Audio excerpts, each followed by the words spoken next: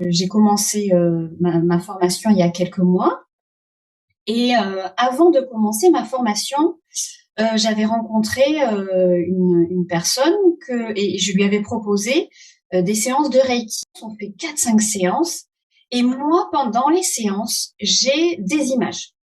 J'ai des images de meubles avec des pinceaux, des coups de marteau.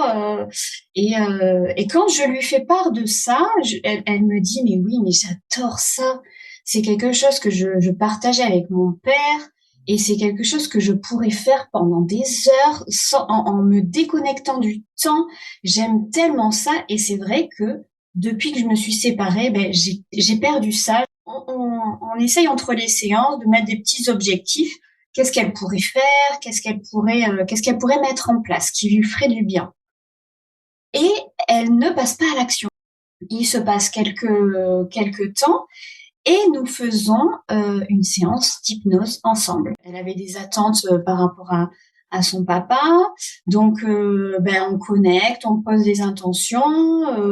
Du coup, la séance se passe, on connecte à son papa.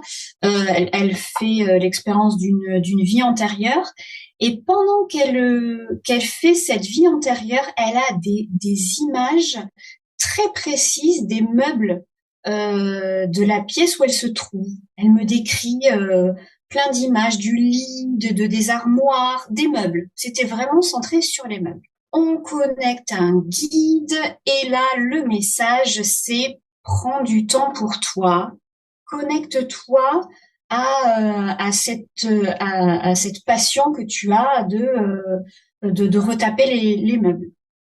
Et en fait, quand elle connecte à ça, je sens vraiment l'émotion chez elle et je lui dis, qu'est-ce que ça te fait d'entendre ça? Et là, elle me dit, mais j'en prends conscience aujourd'hui. Mmh. Et c'était pas un j'en prends conscience du mental.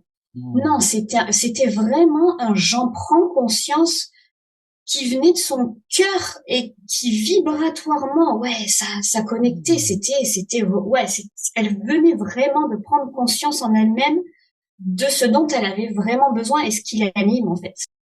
Et peu de temps après, je la recontacte pour savoir comment elle va. Et donc là, elle me dit, bon, je me suis un petit peu fait mal au dos parce que j'ai retapé tout l'appartement de ma mère. Ah. Elle a refait, elle est passée du coup à l'action. Elle me dit, mais j'adore, je m'éclate et je prends vraiment du temps pour moi. Elle a décidé de dessiner. Elle avait encore les images très précises Mmh. des meubles et de la forme des meubles qui étaient dans la pièce dans laquelle elle avait connecté à sa vie antérieure. Et elle les a mis en dessin. Et elle a fait un tableau et ça lui a fait un bien fou. Et Mmh. là, j'ai vraiment pris conscience. On a beau avoir, nous, en tant que thérapeute, avoir une vision pour l'autre, ben ça reste notre vision. Et c'est pas la vision de la personne à ce moment-là. Et que quand elle connecte à quelque chose de plus grand, à cet amour inconditionnel, eh bien, ça fait une résonance complètement différente. Et là, en fait, je me suis dit, mais en fait, c'est tellement puissant que ça fait vraiment gagner du temps, en fait, pour le thérapeute et de l'énergie. Parce que moi, ça faisait, ouais, 3 mois que je la voyais régulièrement, elle savait bien ce qu'elle devait faire, mais elle ne passait pas à l'action. Et là, en une séance, enfin tout, je dirais pas tout, mais en tout cas, ce qu'elle devait faire à ce moment-là, et ben ça s'est débloqué et elle est passée à l'action et elle a fait des choses Mmh. pour elle-même.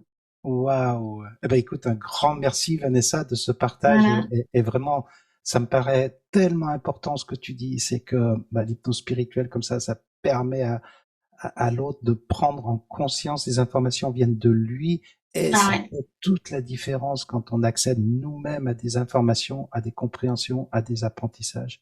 C'est C'est vraiment ça. la voie de l'hypnose spirituelle et de cet enseignement. Vraiment merci et bravo, bravo pour ta séance Ouais. parce que euh, malgré le fait que tu n'as encore pas fini ta formation, tu es déjà capable de faire ça. C'est waouh, bravo, bravo.